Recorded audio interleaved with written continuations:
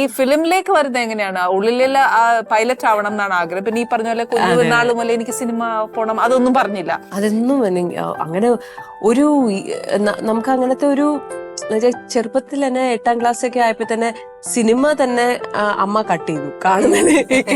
അപ്പോഴത്തേക്ക് ചേച്ചി 12ാം ക്ലാസ് ആയി. അപ്പോ അന്നേരം നമുക്ക് ഇതൊന്നും കാണാനോ ഒന്നും ഇതില്ല. അപ്പോ നമുക്ക് അങ്ങനത്തെ ഫ്രീഡം അങ്ങനെ ഭയങ്കര പഠിത്തം അങ്ങനത്തെ ടിപ്പിക്കൽ NRI മലയാളി അമ്മ അച്ഛൻ ഒക്കെ ആയിരുന്നു. ഡാഡി പിന്നെ അമ്മ അച്ഛനൊക്കെ അവിടെ ആണെന്ന് മാത്രമേ ഉള്ളൂ, പക്ഷെ കംപ്ലീറ്റ്ലി അതെ. ഓക്കെ, അപ്പൊ അവിടുന്ന് എങ്ങനെയാ ഫിലിമിലേക്ക് വന്നേ? എന്റെ കൂട്ടുകാരി എന്റെ ബെസ്റ്റ് ഫ്രണ്ട്, നമ്മൾ സ്കൂളിൽ ഒരുമിച്ചായിരുന്നു. അപ്പോ അവള് കല്യാണം കഴിച്ച കാവ്യയുടെ ബ്രദറിനെയാണ്, മിഥുനെയാണ് കല്യാണം കഴിക്കുന്നത്. അപ്പോ ഞാൻ റിങ്കു എന്നാ വിളിക്കുന്നത്, റിയ എന്നാ പേര്. റിങ്കു ആണെങ്കിൽ ഇങ്ങനെ അവളുടെ കല്യാണത്തിന് ഞാൻ ഇങ്ങനെ പോയപ്പോ അവൾ പറഞ്ഞു ഇങ്ങനെ, എടാ അത് കല്യാണത്തിന് ശേഷം വിനീതേട്ടൻ ഒരു സിനിമ എടുക്കുന്നുണ്ട് ഫാദിനെ വെച്ചിട്ട്, അതിനൊരു ക്യാരക്ടർ നീ കറക്റ്റ് ആയിരിക്കും എന്ന് പറയുന്നു. അപ്പൊ ഞാൻ വിചാരിച്ചു ഇവിടെ എന്നെ കളിയാക്കോ എന്ത്. ഞാൻ പറഞ്ഞു സിനിമയെ. അപ്പൊ ഞാൻ ആണെങ്കിൽ എന്ത്. അപ്പൊ അവൾ പറഞ്ഞില്ല ആ ക്യാരക്ടർ കറക്റ്റ് ആയിരിക്കും, ഞാൻ നമ്പർ കൊടുത്തോട്ടെ അവർക്ക്. ഞാൻ പറഞ്ഞു എനിക്ക് വേറെ പണിയില്ല പോയി. ദിവ്യ കണ്ടോ അവര്? അവര് അവളുടെ കല്യാണത്തിന് കണ്ടു. അവര് കല്യാണത്തിന് റിസപ്ഷൻ ഹൈലൈറ്റ്സിലൊക്കെ ഇങ്ങനെ അവളെ ഒരു ഗോഷ്ടി കാണിച്ച് ചിരിപ്പിക്കുന്നൊക്കെ അതിങ്ങനെ കാണിക്കണ്ടായിരുന്നു. അപ്പൊ പറഞ്ഞു കുട്ടിക്ക് നല്ല എക്സ്പ്രഷൻസ് ഉണ്ട്, അതെ ചോദിച്ചു നോക്കാന്നുള്ള രീതിയിൽ. അങ്ങനെ വിനീതേട്ടനാണ് പിന്നെ എന്റെ അടുത്ത് ചോദിക്കുന്നത്, പിന്നെ ഒരു ഓഡിഷൻ ചെയ്യാൻ പറഞ്ഞു. എനിക്ക് ഓഡിഷൻ എന്താന്ന് നമുക്കറിയില്ല. അപ്പോ ഈ നമ്മുടെ ആപ്പിൾ കമ്പ്യൂട്ടർ ഉണ്ടല്ലോ നമ്മുടെ, അപ്പൊ മാക്ബുക്കിന്റെ ക്യാമറയിൽ നിന്ന് ഞാൻ റെക്കോർഡ് ചെയ്തിട്ട് എന്റെ പൂച്ചയായിട്ട് ഞാനൊരു സീൻ എനാക്ട് ചെയ്തിട്ട് അത് അയച്ചു കൊടുത്തു. അത് പുള്ളിയാണെങ്കിൽ കൊള്ളാം, അടുത്തുള്ള പൂച്ചനെ വെച്ച് നീ അഭിനയിച്ചല്ലോ എന്നുള്ള രീതിയിൽ ഇതാക്കി. പിന്നെ പുള്ളി ഇങ്ങനെ ക്യാരക്ടർ പറഞ്ഞു. അങ്ങനെയാണ് ഫസ്റ്റ് ഫിലിം. ഞാൻ അച്ഛനോട് പറഞ്ഞപ്പോ അച്ഛന് ഭയങ്കര താല്പര്യമായിരുന്നു, അച്ഛന് ഇഷ്ടമായിരുന്നു. അപ്പൊ ഡാഡി ഞാൻ ഇങ്ങനെ ഡാഡി അടുത്ത് പറഞ്ഞപ്പോഴായിരുന്നു വെരി ഗുഡ് മോളെ പൊയ്ക്കോ നല്ല അടിപൊളിയാണ് പൊയ്ക്കോ എന്നൊക്കെ പറഞ്ഞ് ഡാഡിയാണ്. അമ്മ ആണെങ്കിൽ വേറെ നല്ല ജോലിയും കളഞ്ഞ സിനിമ. ഞാൻ പറഞ്ഞ ഒരു സിനിമയല്ലേ ഉള്ളൂ, നമുക്ക് ഇങ്ങനെ പറയാലോ. അങ്ങനെയായിരുന്നു തുടക്കം.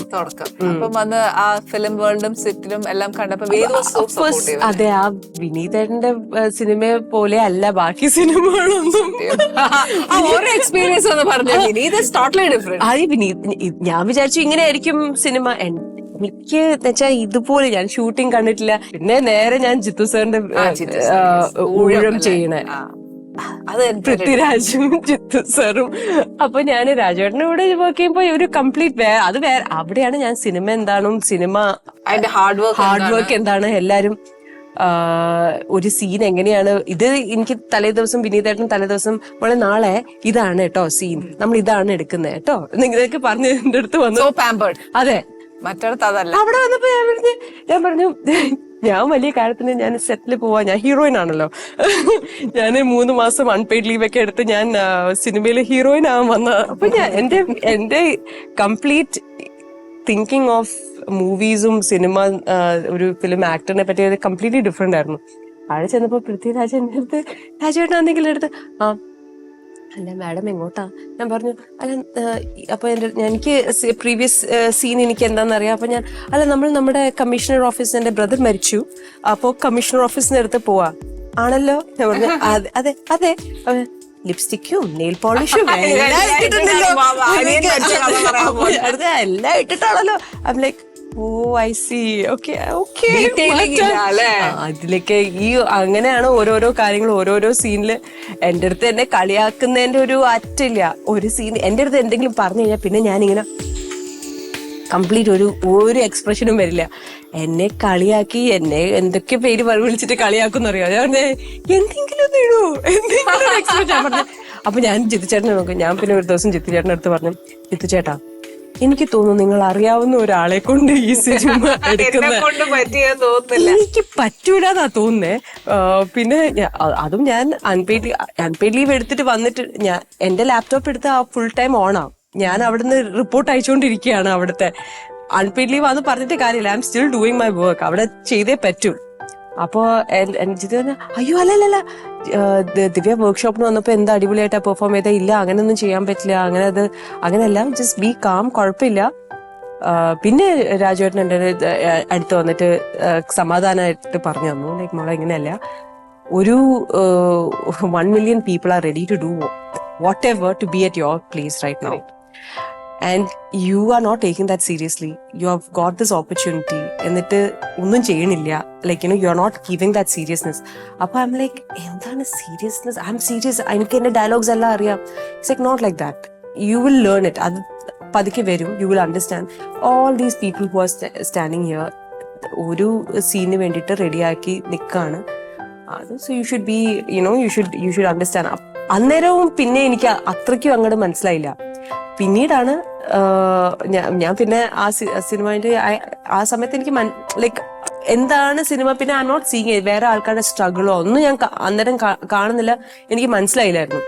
പിന്നീട് when I came cinema serious ആയിട്ട് എടുക്കാം എന്നുള്ള രീതിയിൽ 2020 ഞാൻ എൻ്റെ ജോലി റിസൈൻ ചെയ്തിട്ട് രണ്ട് തോണിയിലും കാല് വെച്ചിട്ട് പറ്റുന്നില്ല എന്ന് മനസ്സിലായപ്പോ പിന്നെ നല്ല സിനിമകളൊക്കെ ലൈക്ക് അതിനൊക്കെ ഞാൻ നോ പറയേണ്ടി വരിക. ബിക്കോസ് എനിക്ക് ലീവ് എടുത്തിട്ട് പോവാൻ പറ്റില്ല, അവിടെ പ്രൊമോഷനായി അവിടെ. അപ്പൊ നമുക്ക് I'm not doing justice to both. അപ്പൊ ഞാൻ വിചാരിച്ചു ഓക്കെ ഫൈൻ, ലെറ്റ്സ് ജസ്റ്റ്. പിന്നെ ആ ഒരു ഡെസ്കിന്റെ ബാക്കിൽ നിൽക്കുമ്പോൾ നല്ല സിനിമ നമ്മൾ കാണുമ്പോൾ ചെയ്യാമായിരുന്നു എന്നുള്ള ഒരു തോന്നൽ വരിക. ഞാൻ ചെയ്തായിരുന്നെങ്കിൽ എങ്ങനെയായിരിക്കും, ആ സീൻ ഞാൻ ചെയ്തായിരുന്നു, അങ്ങനെയൊക്കെ സിനിമ കാണുമ്പോൾ എനിക്ക് അതിന് മുമ്പ് അങ്ങനത്തെ ഒരു തിങ്കിങ്ങേ ഉണ്ടായിരുന്നില്ല. പക്ഷെ എന്റെ അടുത്ത് വിനീതേട്ടൻ പറഞ്ഞായിരുന്നു, നീ നോക്കിക്കോ, നീ തിരിച്ച് സിനിമയിൽ തന്നെ വരും. ഞാൻ പറഞ്ഞു ഇല്ല ഞാൻ അവിടെ I won't become the vice president. Vice president എന്റെ അടുത്ത് ഇങ്ങനെ നീ നേരെ തിരിച്ച് സിനിമയിൽ തന്നെ വരും നോക്കിക്കോന്ന് പുള്ളി തന്നെ എന്റെ അടുത്ത് പറഞ്ഞ്. അതുപോലെ ഞാൻ ആ ലീവ് എടുത്ത് ഞാൻ കംപ്ലീറ്റ് ആയിട്ട് റിസൈൻ ചെയ്ത് നാട്ടിലേക്ക് വന്ന് കോൺസെൻട്രേറ്റ്. പിന്നെ അന്നേരമാണ് ഞാൻ കുറെ ആൾക്കാരെ പരിചയപ്പെടുന്നത്, സിനിമയിലുള്ളിലുള്ള ആൾക്കാരെ, ഇപ്പൊ എന്റെ ഫ്രണ്ട്സ് ആവുന്നത്. പിന്നെ ഐ അണ്ടർസ്റ്റുഡ് അവരൊക്കെ സ്ട്രഗിൾ ചെയ്യുന്ന സ്ട്രഗിൾ. പക്ഷെ എനിക്ക് ഇതിനകത്ത് ഏറ്റവും വലിയ വലിയ ആളോ ചെറിയ ആളോ അങ്ങനെയൊന്നും അല്ല. പക്ഷെ എനിക്ക് ഇതിനകത്ത് ഏറ്റവും ഇഷ്ടപ്പെട്ടെന്നറിയാം, പൃഥ്വി പറഞ്ഞ ഡയലോഗ് ഭയങ്കര എനിക്ക് ഇഷ്ടപ്പെട്ടു. നമ്മളിരിക്കുന്ന സ്ഥാനത്തിന്റെ വില നമുക്ക് മനസ്സിലാവുന്നില്ല. എത്രയോ പേര് അവിടെ എത്താൻ ശ്രമിക്കുന്നുണ്ട്. പക്ഷെ അതിനകത്തെ മെയിൻ കണ്ടന്റ് നമ്മൾ എടുത്ത സാധനത്തിന് നമ്മൾ സീരിയസ്നെസ് ഉണ്ടെങ്കിൽ അതിനൊരു ഞാനിപ്പോ ഇവിടെയാണ് എന്ന് പറഞ്ഞാൽ ലൈറ്റ് ആയിട്ട് ഇറ്റ്സ് എ ബിഗ് സീറോ.